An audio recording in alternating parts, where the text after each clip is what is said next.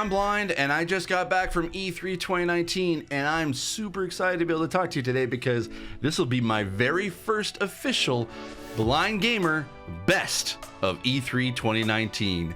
Yeah, let's get into it. So, I got to play a lot of games, and I got to be able to sort of see a lot of games that were on the show floor this year, and I'm going to kind of give sort of like my overall impressions of my very first E3, which was really, really awesome, and then I'm going to sort of dive into the games that I liked, the games that I'm excited about, and hopefully maybe I can sort of lead into the game of E3 2019.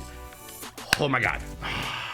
E3, I could not believe that I was actually there. So a little bit of context, I was actually invited by E3, or at least the ESA Entertainment Software Association, who runs and operates E3. They invited me out there for a special accessibility event that they were kind of running on the last day of E3, so I got to experience the last 2 days of E3. So I didn't get to see any of the press conferences, or I wasn't there the Monday and the Tuesday of E3, but I was there for at least Wednesday and Thursday, and I was able to see a lot of what was on the show floor, and I'm excited. This was a dream come true, and I could not believe that I actually got to be able to be a part of this, and I got to meet some amazing developers who were there, who were invited out just to be able to be a part of this accessibility thing. So it was really cool to be able to talk to people, and also I get to hang out with some of my friends who I don't get a chance to see that often, and even some of my friends that I actually got to meet finally for the first time, including Snowbike Mike, who is a fellow kind of funny best friend. Snowbike Mike was amazing to be able to hang out with him. Marlon and Christian, who were there with him, they were a blast to be able to hang out with throughout the entire day, and I had a massive amount, amazing time, just walk around the show floor with them, and got to be able to sort of see and play a bunch of things with them. It was really, really cool, and I was very happy to be able to do that. And I was very happy, and I got to sort of see some of my accessibility advocate friends who were there as well, and they were just amazing to be able to kind of hang out with.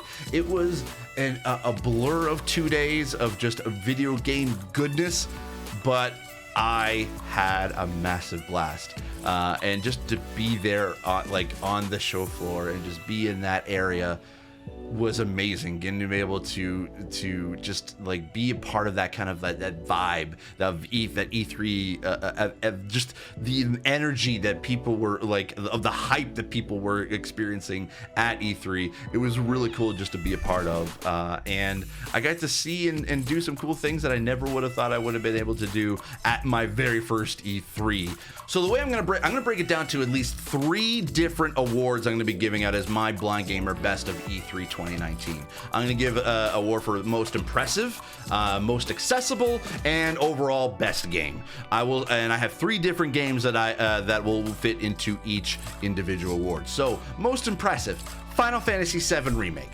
That to me took me by surprise. I knew it was sort of there was going to be something that we talked about, because there was an announcement that they were going to sort of show something of Final Fantasy at the Square Enix press conference, and they even announced the release date at the concert the night before. So we really kind of knew a majority of what we were going to experience within this game at the press conference. But what I didn't realize was how much they were actually going to be able to show. We thought, oh no, the release date was all going to be it. No, they showed a lot. They actually showed gameplay. They actually showed a pretty expensive gameplay, but what I never actually realized was I thought that on the show floor you get to sort of see the full sort of gameplay of the scorpion, that essentially the scorpion fight that you get to fight, or you get to saw in the demo that was released at the press conference, but no, it was an actual demo that you can play. And it was smooth. It was it basically played like butter. It was as if it was a final version of the game, and it could be the very final version of the game. But this demo, I didn't see any glitches, any bugs, nothing. It didn't say anything about just everything just worked. Everything was great. Everything was smooth. The combat. The gameplay was just very tight, and it was there was never sort of any lag between sort of jumping between characters and being able to choose which tactics to be able to use. or even just the hand, like the fast, like kind of action combat that you're doing as you're slashing your sword with Cloud, or shooting your rifle or your cannon as Barrett, and everything was just really run smoothly. And I was surprised at how much I enjoyed this. I have never played a Final Fantasy game before, and I was very happy to be able to say that Final Fantasy VII Remake was my very first Final Fantasy game, and I'm hooked.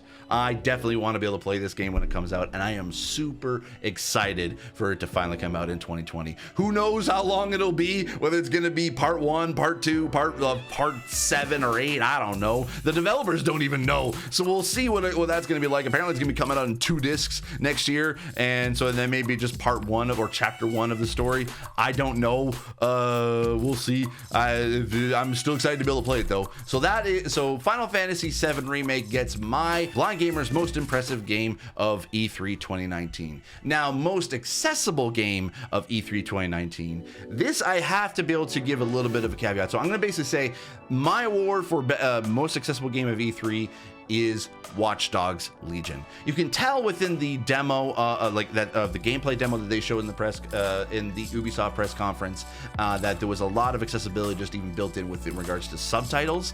Now, full disclosure, this was one of the games that I was actually able to sort of help out with in the accessibility workshop that I did in Ubisoft in Montreal this past November. So I can't talk about sort of the specific accessibility options that are on there that I was able to see just within the demo that they showed on the show floor. But then also just kind of just based on my own knowledge of what was being worked on, I can't really give anything in regards to that. I will say just based on the 30-minute demo that they showed on the show floor and on the actual press conference itself, there was a lot there. There was a lot that was already there. The text size was pretty large. The subtitles looks like it has the same kind of engine as Assassin's Creed. Looks like they kind of use the sort of same thing. Looks like they kind of even use a little bit of just the different sort of bits and pieces that Ubisoft has been developing over the course of the past years with their previous games. I don't know what specifically is being brought in. I don't know what they've kind of added in or improved upon, but it looks like that they are definitely progressing further in their accessibility options, which is really, really cool. So I can't give more than that, but I will give my most accessible game award to Watch Dogs Legion. Best of E3 2019. Blind Gamer's Best of E3 2019. That's a tough one to be able to narrow down. I played a lot of games that I really enjoyed. You can basically say I really enjoyed playing Pokemon Sword and Shield. You can say I enjoyed a lot of Link's Awakening. You can say I enjoyed Marvel's Avengers. No, not Marvel's Avengers. No, not that one. But you can even say that technically also Final Fantasy VII could have been in it, but I've already given it most impressive. Will it become the best game of E3 2019? No, of course I'm talking about Cyberpunk 2077. I'd be dumb not to be able to say that that's my best game of E3 2019. Hold on, I gotta show you something. I didn't get this sweet bomber jacket for nothing. I mean, look at this. Look at this. This is pretty dope, and it's reversible too. Oh my God, it's reversible. Check out the back. You can't really see a lot of it, but you get to see the cool patch that's there, and there's some patches on the side. There's for CD Projekt Red sort of thing. Anyway, of course, this is the game that I'm essentially going to give my best of E3 2019. I was blessed enough to actually have access to the behind closed doors demo of Cyberpunk 2077, and that's where I got this cool jacket. This apparently actually, if I had to give an award for best swag of E3 2019, this was it. And I had one, and my friends were jealous. I'm telling you right now, I'm jealous the fact that I even have this. Oh my God. I even saw that there was actually people that were selling this on eBay, and they were going for $400. Now, the CD Projekt Red actually did say they are going to be able to release these jackets, at least a similar jacket, in the future. But I mean, I am just so happy that basically this jacket's mine and I get to have it. It's really quite warm though. I couldn't wear a lot of it in. I couldn't wear a lot of it because LA's hot, y'all. Holy cow, it was hot. Anyway, I'm back to the game. Cyberpunk 2077, it was really, really cool. If you really want to know what sort of my first hands-on impressions of just literally minutes after I got out of the demo, go check out my video to be able to kind of learn more. But this game, being able to see the full version now, actually, so the difference between the public demo that they showed and the behind closed doors. The public demo actually shows a mission that where you get to sort of like they showed 2 different sort of types of players that you can be able to kind of create for yourself, and you get to go through this mission in an old mall. In the behind closed doors demo, that is part of the mission, but you get to see a little bit more of sort of different kind of variations of characters that you can kind of play, but then also you get to see the beginning and the end, sort of like the leading up to the mall mission, and then with the aftermath afterwards. And actually, there is some clips in the trailer that were shown that I happened to notice later once I rewatched the trailer that were shown in the behind closed doors demo of it. And they did say that they are looking into releasing this demo as a video, as a full-blown video coming soon, just like they did last year with their sort of 48-minute demo that they released. This looks so cool. And as far as accessibility wise, it looked really neat. It looked like it was something that I'm actually able to play. I'm really excited. I hope that there's more in-depth accessibility. I am going to look into, I was able to talk to some of the people there, some of the devs that I'm going to see if I can be able to get hooked up with some people there to be able to talk about the accessibility of the game. And Keanu Reeves, man! Keanu Reeves! He's in this game! He's your buddy!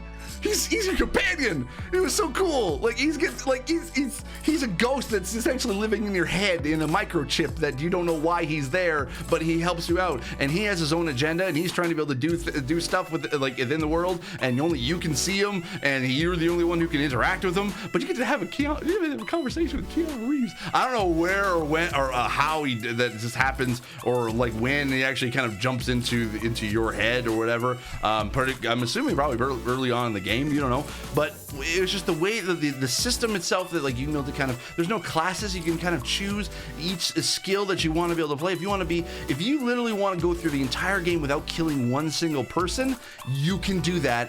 And that actually might be the one I want to be able to try. It kind of seemed like it would be kind of a neat challenge. I don't like killing a lot in games anyway, so this may be actually pretty cool. Maybe to the character that I want to play as V. Maybe my version of V might be different than yours, but I'm still excited to be able to play. So I'm happy to say that Cyberpunk 2077 receives Blind Gamer's best game of E3 2019. It's just cool, man.